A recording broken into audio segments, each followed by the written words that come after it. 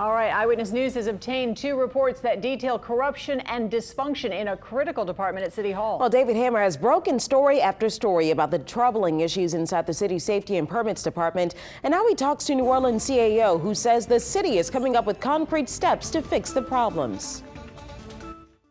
The first report was done by Philadelphia law firm Morgan Lewis and was led by New Orleans native Kenneth Polite, now the Assistant Attorney General of the United States. It details an environment of bribery and inside dealing by inspectors, city officials who are supposed to make sure homes and other buildings are constructed safely. The findings were a gut punch for the city's chief administrative officer, Gilbert Montano. Let me start with deplorable, right? I mean, that was probably one of the lowest points of the investigation. Polite's investigators interviewed 25 current or former city inspectors. The report says nearly every one of them alleged other inspectors were involved in bribery. One was Kevin Richardson, a former city inspector who was just sentenced to 30 months in federal prison for taking $65,000 in bribes from contractors. Richardson admitted to taking bribes to approve contractors' work without ever even showing up to inspect it. The report says Richardson and several other interviewees also made bribery allegations against Randy Farrell, who runs a company of third-party inspectors hired directly by contractors to perform inspections on the city's behalf. The report alleges Farrell bribed city inspectors to delay their work so contractors would then come to his company for the inspections. In the report, Farrell denied paying the bribes, but admitted to hosting regular lunches for inspectors, which he said he stopped after the city's inspector general told him they could be viewed as improper. The city says 62% of all inspections in 2020 were done by third-party inspectors, and Montano knows he needs better oversight of those private firms. Specific claims like Richardson saying that Farrell paid city inspectors to slow walk inspections. Sure.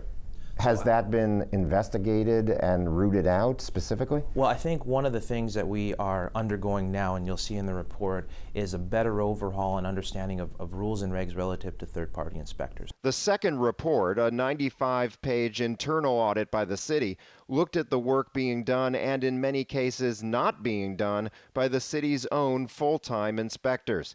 It showed problems exposed shortly after the collapse of the Hard Rock Hotel project are still ongoing at City Hall.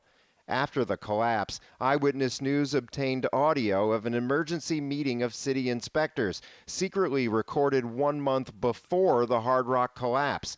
In it, the head of safety and permits at the time, Zach Smith, implores his inspectors to follow procedures imposed by his predecessor, Jared Munster, in 2014.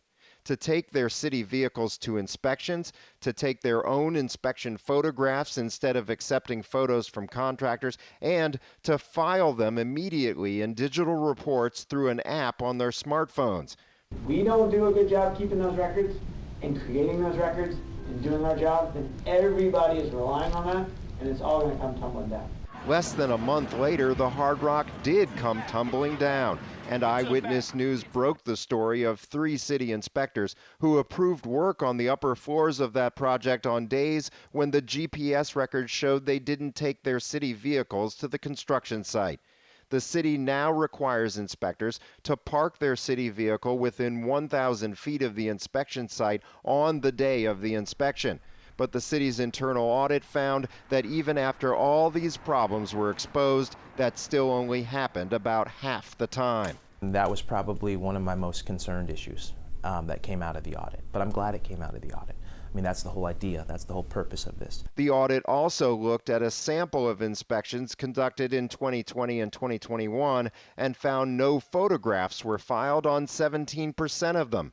What is different now about what you're trying to implement with these changes to policies and procedures than what Jared Munster tried to do in 2014? Clear, articulate procedures that are actionable if you violate them, and secondly, management oversight that is clearly paying attention to whether or not those procedures are followed. Montano says several new hires, including new chief building official Jay Dufour, will help root out corruption and improve the permitting and inspection process. But he admits the department is still understaffed and the process is still broken. You shouldn't have to hire a lawyer to go figure out how to put up a fence, things of that nature. Right. It should be a very intuitive process that should be engaged with the public.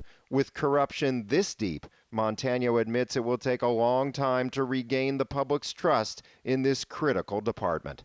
David Hammer, Eyewitness News. Randy Farrell has been charged with falsifying inspections in Jefferson Parish and has pleaded guilty to federal tax fraud conspiracy, but he has not been charged with bribery. His defense attorney said Farrell will meet with the investigators and provided helpful information for the report.